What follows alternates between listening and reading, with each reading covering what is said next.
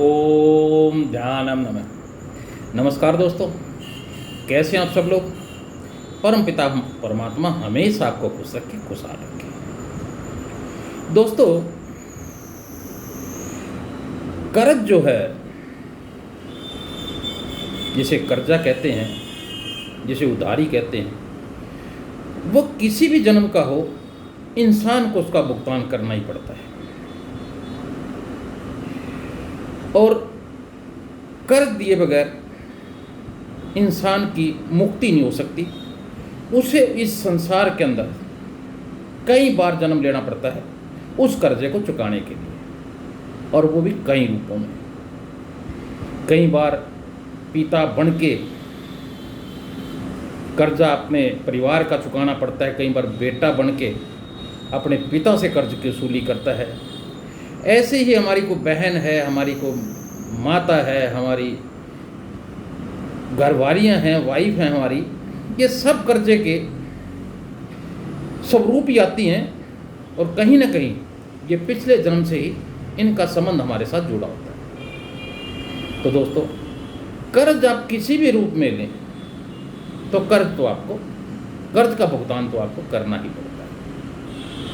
एक ऐसी कहानी मैं आज आपको बताऊंगा कि एक बार एक नगर में बहुत बड़े सेठ हुआ करते थे। लेन देन का बहुत बड़ा कारोबार था उनका, और बहुत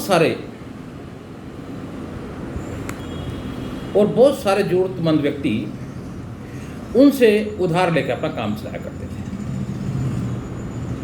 लेकिन दोस्तों, सेठ की एक शर्त थी कि वो जिसको भी कर्ज उधार देता था उसे पूछ लेता था कि भाई, तू ये जो कर्जा लेके जा रहा है इसी जन्म में चुकता कर देगा या अगले जन्म में देगा। और उसी हिसाब से वही खाते के अंदर वो उसे अपने मुनीम को लिखवा देता था। अब जो ईमानदार किस्म के लोग थे, धर्मी कर्मी इंसान थे, वो कहते कि सेठ जी आप चिंता ना करें, हम जितने समय के लिए आपसे कर्जा लेके जा रहे हैं, हम निर्धारित समय के अंदर उस कर्जे को आपको लौटा देंगे। कुछ लोग 1 साल का, 2 साल का, 4 साल का, अपने सुविधा अनुसार वो समय ले लेते थे और समय अपना ब्याज सहित उसका पैसा सेठ का वापस कर लेते थे। लेकिन कुछ चालाक किस्म के लोग भी थे जो सेठ के पास आते, उनकी नीयत में खोट होता था और एक बेईमानी करने के लिए सेठ के पास आया करते थे। भाई आज हमने सेठ के साथ ठगी मारा।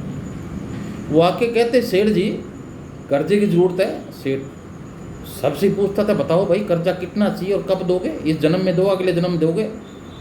और वो कहते कि सेठ जी ऐसा है, इस जन्म में पुगा ठीक है, नहीं अगले जन्म में देखेंगे।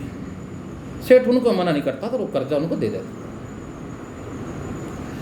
अब हुआ यूँ कि एक बार एक ठग को भी इस बात का पता लगा कि सेठ किसी को मना नहीं करता। तो ठग ने सोचा कि सेठ के पास तो अपार संपत्ति होगी, क्यों ना उसकी सारी संपत्ति के पर हाथ फेरा जाए। वो इस नियत से सेठ के पास आता है कि मैं कर्जा मांगूंगा, और जैसे ही सेठ तिजोरी खोलेगा तो मैं उसमें देख लूँगा कितना पैसा है, और रात होते उसको उड़ा दूंगा। तो सेठ के पास वो आता है, कहता है सेठ जी मुझे कुछ कर्ज की ज़रूरत है और मुझे कर्जा चाहिए।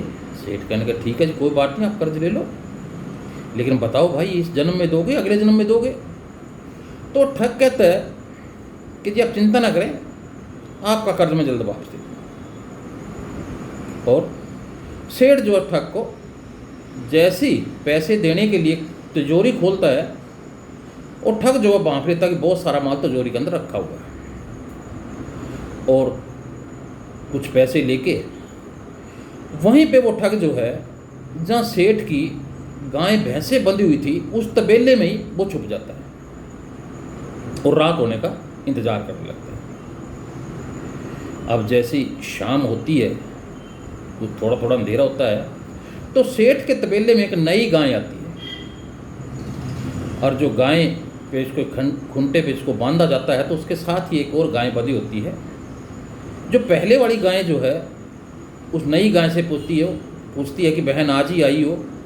तो गाय कहती हाँ जी मैं आज ही आई हूँ, मैंने सेठ का कुछ कर्ज देना है, पिछले जन्म का, और मैं नहीं दे सकी, तो मैं सोचती हूँ कि इस जन्म में सेठ जी को दूध दे के उस कर्ज को मैं उतार दूँ। जो नई गाय और पुराने वाली गाय से पूछते जी आप कितने दिन से हो यहाँ बहन, तो वो पुरानी वाली गायें बताती है जी मुझे तो 3 साल हो गए यहाँ पे, मैंने सेठ से कर्जा दिया था कई जन्मों पहले, लेकिन मैं दे नहीं सकी। कई योनियों में भटकने के बाद मेरा कर्जा यूं का यूं खड़ा था, लेकिन अभी मुझे 3 साल हो गए, 2 साल का और मेरा कर्जा बचा हुआ, तो मैं सेठ का यहीं कर्जा उतार के फिर यहाँ से जाऊँगी। अब जो ठग था उसे इतना अंतर्ज्ञान था कि वो जानवरों पशुओं की बात को पहचान लेता कि यह क्या बात कर रहे हैं। तो उसके कान में भी एक खबर पड़ती है कि भाई कर्जा तो उतारना ही पड़ता है, गायें भैंसें बन के सेठ जी का कर्जा उतार रही हैं। उसको ये बात सुन के बड़ा धक्का लगता है, चंबा होता है, और उसे ज्ञान हो जाता हो मैं तो बहुत बड़ा गलत कार्य कर रहा हूँ और गलत कार्य करने चला हूँ। अब मैंने सेठ से जो पैसे लिए उधारे वो तो है ही, अगर मैंने चोरी कर ली तो ये भी मुझे अगले जन्म में भुगतान करना पड़ेगा, और वो भी पता नहीं किस रूप में, पशु बन के, जानवर बन के, पता नहीं किस रूप में देना पड़ेगा।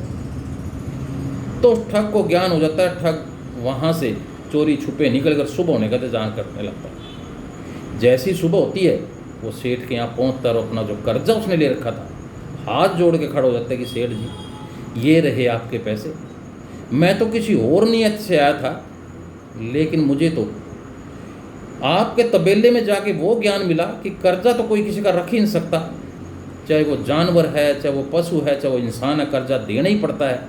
तो सेठ जी ये रहे पैसे आपके, और मुझे आपसे कोई कर्जा नहीं चाहिए, और आज के बाद मैं कोई ऐसा कार्य भी नहीं करूंगा जिससे मेरे सर पर को कर्जा रहे। तो दोस्तों कर्जा जो है इंसान को चुकाना ही पड़ता है, वो किसी भी रूप में हो सकता है। मैंने बताया चाहे माँ बन के, चाहे बहन बन के, चाहे बेटा बन के।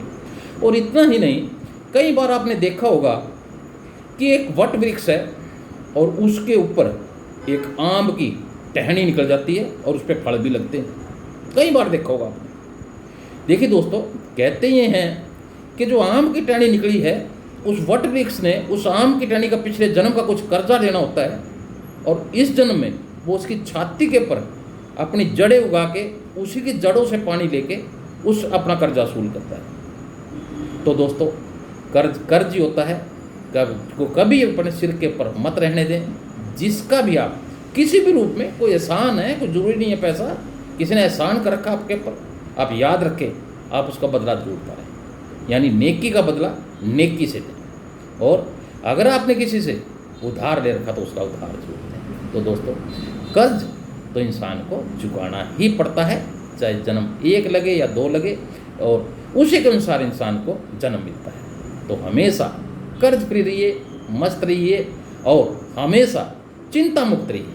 चिंता मुक्त तभी होंगे जब आपको किसी का कोई देना नहीं होगा, तभी आप एक चिंता मुक्त हो सकते हैं और एक ध्यानी व्यक्ति हो सकते हैं। तो मेरा ये वीडियो जो है कर्ज को लेके था, तो हो सकता है वीडियो आपको अच्छा लगे तो लाइक और शेयर जरूर करना। जो साथी नए इस चैनल पे जुड़े हैं तो कृपया करके सब्सक्राइब जरूर कर लें, और खुद भी देखिएगा, दोस्तों को भी दिखाइएगा। इसी के साथ आपका दिन शुभ हो। ओम ध्यानम।